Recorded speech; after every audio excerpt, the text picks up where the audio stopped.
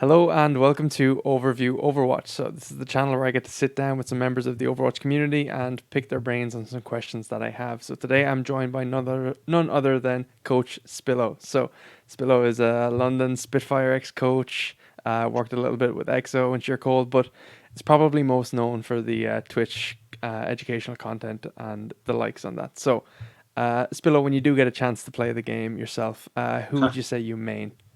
I was Zenyatta for sure. I grew up. I started as a Genji main, went through the main tank experience back in 2017, but I settled on Zenyatta and on it, mostly Zen. Mostly Zen, nice. You think Zen's in a pretty good spot at the moment, or does he need a bit of tuning? I think he's in an okay spot. I mean, I think the meta's not super friendly to him. I think if anything, I think the one buff he need is maybe probably a more forgiving hitbox, something a little bit slimmer. Yeah, But outside of that, I think he's okay. yeah. I think one of the key things when it comes to balance for flex supports in general is not necessarily that they need buffs, but there needs to be some kind of nerfs to Kiriko so that they do get that Sure. playtime. Yeah. I don't know, maybe Yeah. you'd agree with that, yeah. I Um, agree. okay, Yeah. I want to get this out of the way first. There was a recent bit of controversy with one of the teams you've been with, O1 Esports of Saudi Arabia. Yes. You released a kind of a public statement on that, and I'll have a link for that in the description. But for anyone who hasn't seen it, could you give a bit of context to it and maybe an account of what happened? Yeah, sure. So, I mean, I was reached out to by the manager of Owen Esports, players that worked with him. I'm not sure exactly what started, but basically they said, "Hey, can you help us coach out our team as we compete in the Saudi eLeagues tournament?" It's a tournament basically funded by the royalty, and a lot of teams kind of come together in the off season and try and put teams together. You get a lot of OWL coaches. I guess not actually not that many OWL coaches, but a lot of OWL players, a lot of tier two players, tier two coaches kind of get involved. And I was like, hey, it's Hottie, it's Admiral, it's Magic. Those guys are my buddies. I'll be happy to help out. And so, long story short, ended up assisting with them and basically told them, listen, I'm just going to charge my consulting rate. Like I even discounted a little bit. I don't want to charge you guys much. I just want to work with these guys when I can. So basically, long story short, we did really well. I did some of the easiest coaching of my entire life. Only did end up doing a few VOD reviews and was there for a few scrims. Scrims were really scuffed. Long story short, we ended up winning the whole thing. So that was great. But a few people came forward to me and were like, hey, listen, this team doesn't pay their debts, just so you know. They're coaches, players, they owe people a lot of money. And I was like, I don't really care. You know, it ended up being like $90. You know, if they snaked me, then I'm gonna air them out on Twitter because this is ridiculous. And sure enough, it's exactly what happened. Now, the lower down management, the manager that reached out to me, the guys booking all the scrims, it's really not their fault. They're just a chain, a link in the chain trying to contact the people above them, and they end up getting ghosted just as much. But they didn't pay me, and they still haven't paid me. And I guess, like I've been saying a lot on YouTube and Twitter and talking about the situation, it's really not about me. I mean, under $100, I mean, I could use the money, but it's not that big a deal. But there are people out there, players out there, and coaches out there who've owed many, many, many more times that, even some as much as a couple $1,000s, Wow. and still have not been paid. And I know a few of these players and coaches are as bad financial or worse financial states than I am. It's just ridiculous. It's just stealing money from people. And they're not the first esports org that's going to do that, and they certainly won't be the last. But I think there's like this unspoken rule of like where people trash talk orgs behind their backs for doing shady stuff like this, but nobody really comes forward about it because people are scared of looking bad or looking like a whiner or getting blacklisted from something like that. But I think that's just stupid. I hope this encourages players to speak up more when orgs are doing shady stuff like this. It's just objectively wrong. It's just ethically wrong. And I don't know if they're ever going to pay the players and the coaches that they owe, but I hope if nothing else, that people look at me and like, hey, that guy spoke up. Maybe I should speak up too. And I've always said publicly, if there's any orgs out there or any situations that I need to be made aware of, if you got nobody to come to me. I'll make a stink about it, on your behalf. But because just the players need somebody on their side. Yeah, yeah, absolutely. I think, thinking about the bigger picture, obviously, we have a very serious case here of O1 Esports not paying their people they're involved with. And, Yeah. even more unique is the case with you. But thinking big picture here, like, is there anything that, Overwatch as a scene can do to weed out these organizations and sometimes these people? Right, right. I think a lot of it has to start with just name and shame. I think there's obviously some discussion about like small claims and threatening legal action. I know I heard one player that got paid because they threatened to go straight to the tournament organizer. It's like, listen, I'm going to tell these tournament organizers you're not going to come back. But then what happens is the organizations always go under, they disappear. I don't even know if O1's going to be back ever again. But name and shame quickly. I did not give O1 Esports months and months. I reached out to them. Hey, think this is late and I didn't receive a communication in a week, that's it. It's time to pull the plug because I know how these people work, and it'll be 6 months and nothing will happen, and then they'll slowly fade away. So I wanted to strike while the iron's hot. So it's like, I'm a nice guy, but especially because I knew that they had a track record of stuff like this, I think you start with name and shame. Maybe in some more serious circumstances, maybe there's probably could take some form of legal action. But at the very least, name and shame means that orgs like this quickly collapse and people know to avoid the people involved with the organization. Yeah, and look, I'm personally thankful for you being out there and using your public image to actually do this, because I know of some other players and stuff who haven't been paid, and it had been months, coming up close to a year for one guy, and he just doesn't have the kind of sway to be able to make that statement as loud as you were able to. So definitely commendations on that. Cool. Now, this wasn't your only experience in the EMEA region, and you did work with EXO and Sheer Coal for a couple of months. Hopefully they weren't as negative. How do you look back on those stints? No, I mean, Share Code was one of the most positive team experiences I've ever had. I worked with them through 2020, and I feel like that was maybe one of my biggest successes as a coach, was that entire season I spent with them. I would consider actually retiring from coaching at that point in time. I was like, I'll give it one more shot. And players were great. Situation was great. I think it was a perfect storm, and we really overperformed for long periods of time. And I built a lot of really, really close relationships with those players. So I had such an amazing time with them. And then I had retired from coaching at that point. And then Oblivione had reached out to me and been like, hey, we could really use some help. I know you're not head coaching or assistant, but can you just offer some advice? And so basically I think I was like a mental coach or something along those lines. And what ended up happening is the team had a lot of internal issues kind of blow up, with a lot of player relations and a lot of frustration, a lot of drama basically. And I was basically putting out fires and acting as if a manager coach, even though I wasn't supposed to be technically, but you get snookered in there and people, all of a sudden the players really need help, and you're like, crap, man, what's going on? So I was never officially head coaching the team, but basically put out the fires as best as we could. I think we lasted one stage with me in there.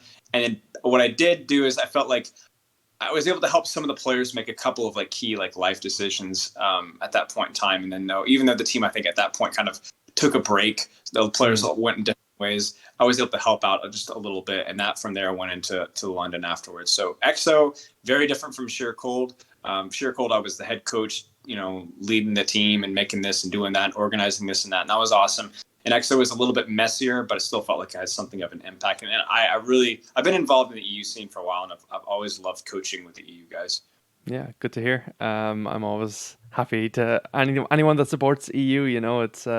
It's getting a little bit left to the wayside, so we're trying to keep it going. And of course, you did have your time in Tier 1 as well as the assistant coach for the London Spitfire. So this was back in 2020, late 2020, I believe you were signed. Started 2021, 2020 was Sheer Cold, early 2021 EXO, and then right around early summer 2021 is when I picked up. So that kind of coincides with when a lot of the EU guys that we know and love in Spitfire at the moment got signed. So you're saying you like working with the EU guys. Did you have a hand in any of that? With London getting signed, or with what specifically? With the current London players getting picked up. Sure. So I hated those guys with Sheer Cold. They were the Goliath, and we were the David. They were undefeated and just smoking everybody, and I hated their guts, every single one of them. But then I get picked up with London, and I think before I got picked up with London, I had started some conversations. I think Molfig and Hadi, and I knew of their other players as well. So trialed, and the trial went really well, and they had made a coaching change with Reprise stepping down and Fisher stepping up, and they had a hole to fill. And I think at that point I was doing those Overwatch League scouting reports. I got ticked off at the Overwatch League trialing process, and I ended up retiring. I was like, man, screw these guys. They don't know what they're looking for in a coach. So long story short, I was like, all right, I'm going to put these guys on full blast publicly. And so I think that probably had a little bit of a hand in me getting a trial, and the trial went well, and I got to work with the guys. And obviously the situation was just horrible. Everybody's remote. Everybody's disheartened and demotivated. And I think my coming on and Sparkin coming on was a little bit of a motivational boost, just from a breath of fresh air, even if I'm not the greatest coach in the history of the universe. But I think that season was exciting because I got to be in the league, and I really did enjoy working with the players that I did working with, but just the situation was obviously not optimal whatsoever. But the season, when ending with only one win, I was only there for a little, about right at half. But there's a game versus Shock. We should win that game. Defiant, we should win that game. Even the Fuel game comes down to 3-1-1, comes down to a single team fight. We win that game. It's tough, and people will forget that. But regardless, I felt like I had a big impact, and more importantly, I got to know the guys really well, and that kind of leads into the next season. And obviously, that was like the first season where I felt like I had some input on the roster because I wasn't really there when British Hurricane moved up. So I've always been a big Hottie fan. I was there during his struggles, his first season in Al, and I won't go into a lot. I've gone into it a lot, I'm sure, many, many times, but I believed in him. I believed in his ability to come back. And basically he ended up retrialing his position and just absolutely killed it in the trials. And I think there was very little doubt in Chris's and Commander X and myself's mind that he was going to go back and kill it. And he did. And he got signed right back up again. Sparker obviously is a standout on just about everything. Loved working with him, and seeing him blossom as a player was really amazing. And I'm trying to think here, Admiral. I didn't know Admiral that well, actually, because he was one of the British Hurricane players that we picked up when London had shifted up, right? So we picked him up, and obviously was immediately impressed with him. I mean, I knew he was a great mechanical player. He's actually was good friends with one of my old players, Lethal, and but he was just immediately impressed, like right from the get-go. So it was a lot of fun, obviously. And then, the reunion with Backbone on May and the Flex DPS from the Sheer Cold days. So, I had a little bit of a hand in the roster, but I think everybody was on the same page with the players that we were looking for. And obviously it worked out really great. Do you think the first season involved there, obviously with all the remote and a less than ideal situation, do you think that goes differently for London if you guys aren't playing from ping and stuff like that? Yeah, I think it does. I think I wasn't there for the preseason scrims or obviously the months of the first half of the season. But from what I heard, things were going relatively well early in the season, scrim wise.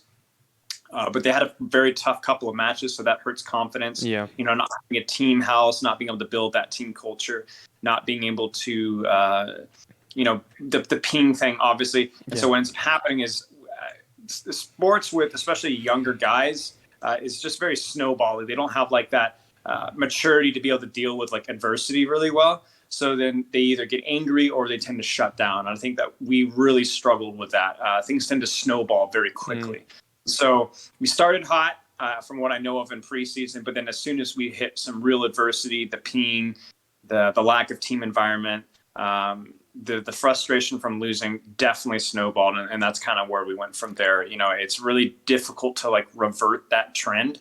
And I think even if you look back at like players like Ripa and Kellex and Blase, I think those players had great potential. I think even Kellex right now is killing it and contenders. But when you're put in an environment like that, it's hard. Like you get snowballed and it just gets worse and worse and worse. And sometimes people just need a change of environment to kind of like reset that. And that's kind of, I felt like what London needed for the season afterwards. And, talking about this snowball and that kind of the mental hurdle almost, as opposed to being like a mechanical hurdle, like, is it only a change of environment that we can do, or is there other things we can do for our players that maybe would benefit? Well, I mean, I think one of the players that we were able to, I guess, to build up resilience versus that, I think Hottie was one who I'll continually bring up as somebody who was able to push through it. I mean, Hottie was very angry many times that season, being somebody who put in a lot of effort, worked really hard, and still had to deal with really disappointing results.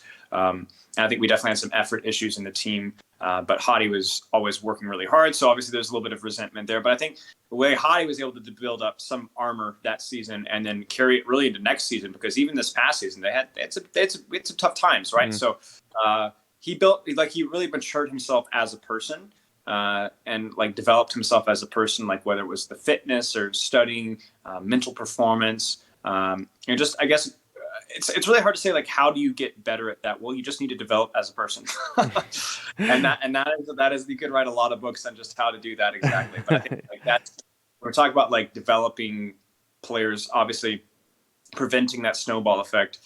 You need to develop your players as better people who are able to better deal with adversity better. Because obviously a lot of these teams, with even good players, if things go poorly, if they're not mature individuals and strong competitors, then it can snowball quickly. So it's, as coaches, is trying to find ways to do that as best as you can. Is trying to develop your players.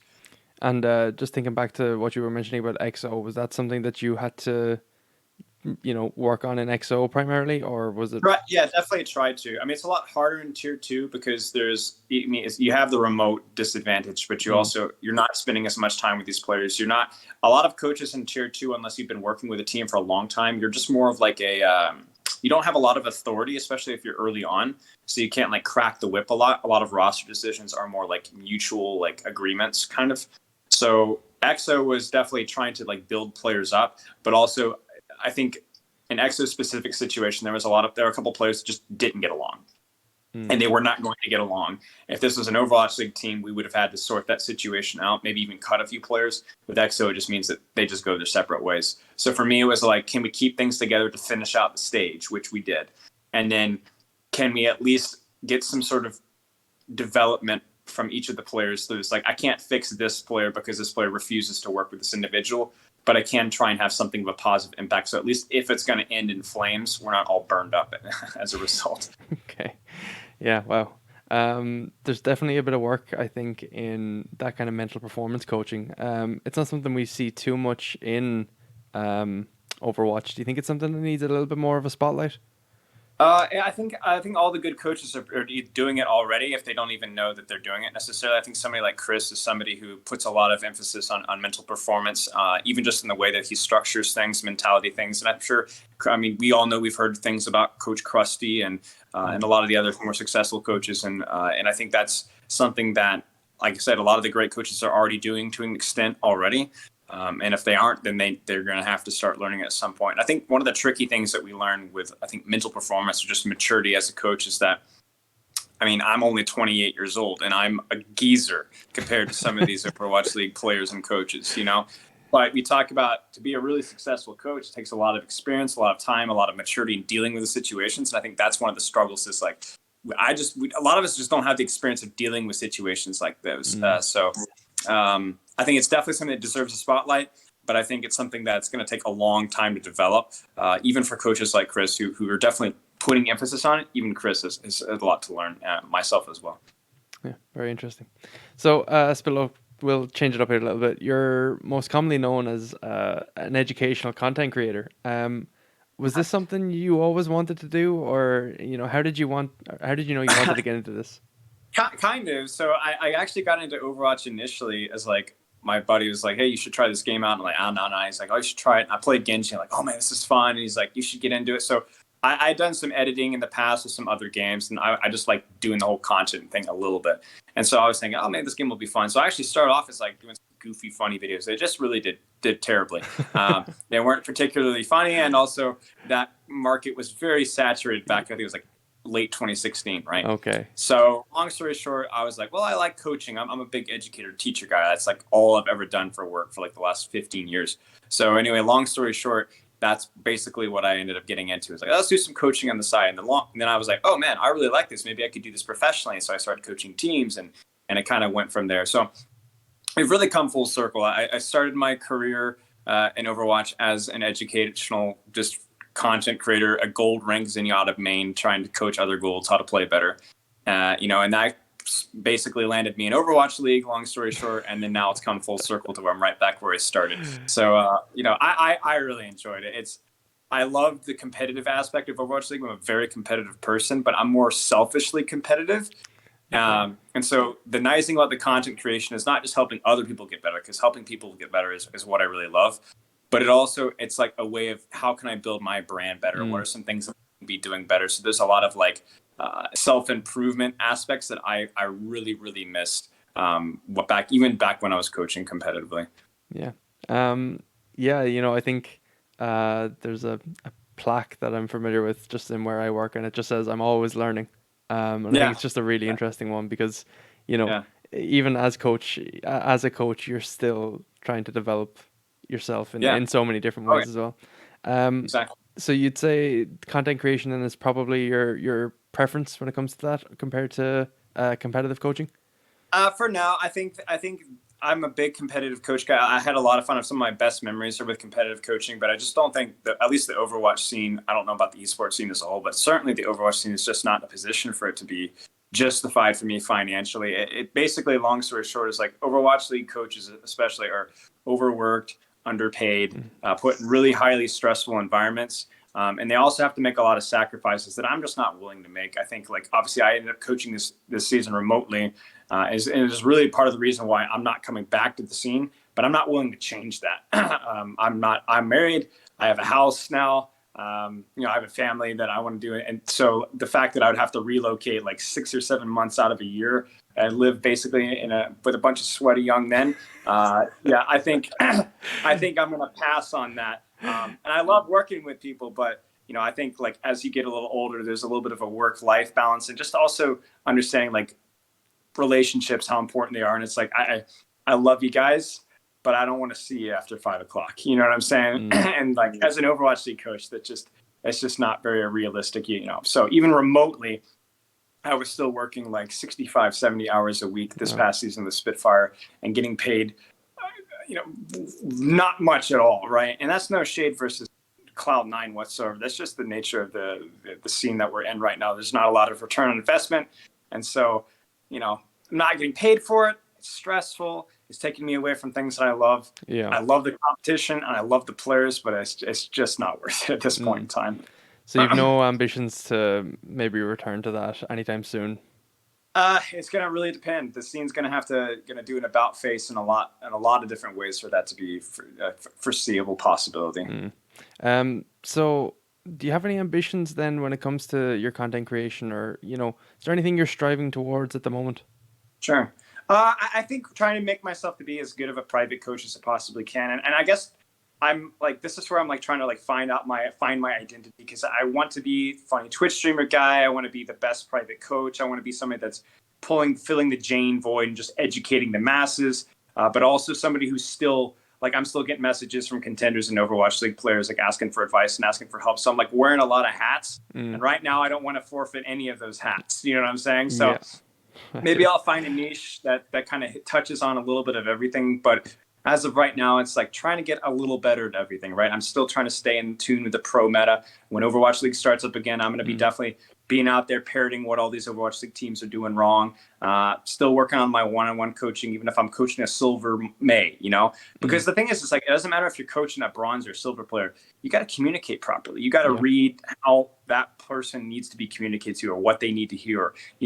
So I think some of my more challenging sessions are with lower ranked players, and so that's something I'm still learning and practicing that. And then when it comes to the content, like, what's good content? What does good editing look like? What is a good YouTube title? Man, I am just the worst. Uh, No, you're not. I feel Trust like me. I'm a relatively charismatic guy, and I'm a pretty good communicator, and I've had okay sense of humor, so I've been told. But that, like, actually packaging that and finding how to like use that as an outlet is something I'm just the absolute worst at. So I'm trying to learn. I'm getting a lot of feedback. Actually, just sent out a feedback form in my Discord. I was like, please, guys, help me out. What should I be doing better? And that's been really good. But it's kind of like I'm getting feedback like I'm a player, Yeah. basically. Yeah, well, I mean, look, it's a bit of a callback there. We're always learning, There's always something that Yeah. we can be Yeah. improving on. That, And I absolutely feel you when it comes to anything with the editing and the YouTube and stuff, because it's oh, geez. it's Yes. mind-boggling, mind-boggling. Spilo, look, I won't keep you too much longer. Do you have any final words for me? Oh, geez. I just want to, I guess, shout out to my players of London, Exo, Circle, any player that I've worked with in the past, contenders, Overwatch League, or even on stream. Appreciate you guys. I mean, obviously, every single one of those sessions has helped me to get better, and I hope that I've had like a permanent impact, because to me, that's like that's my most favorite thing with coaching. By far, the best thing of coaching, whether it's Overwatch League or not, is feeling like I have more of an impact besides just helping them to click heads better. I love feeling like I'm able to make something impact. And so that shout out to all the players I've worked with. You honestly make it all worth it. Awesome. And is there anyone you'd like to see me interview next? Oh man, that's tough. I would be interested to hear your words with A10. He's the streamer educational, also another private coach guy. I coached A10 back in phase 2 many years ago, and had a wonderful experience. One of my favorite players I've ever worked with. Such an easygoing and such a smart guy. And so I would love to see his thoughts, especially because he's like me, right? He's doing the private coaching, content creation, but he just kicks my butt all over the place. So I need to find out what he's doing, and I need to steal his ideas. So I'd love to see him on here. Perfect. Brilliant. Thank you very much for your time. Look, it's been an absolute pleasure joining me all the way from NA. Thank you. So I do appreciate it. Absolutely. Guys, this is another episode. Thank you so much for tuning in, and I'll see you next week. Take care.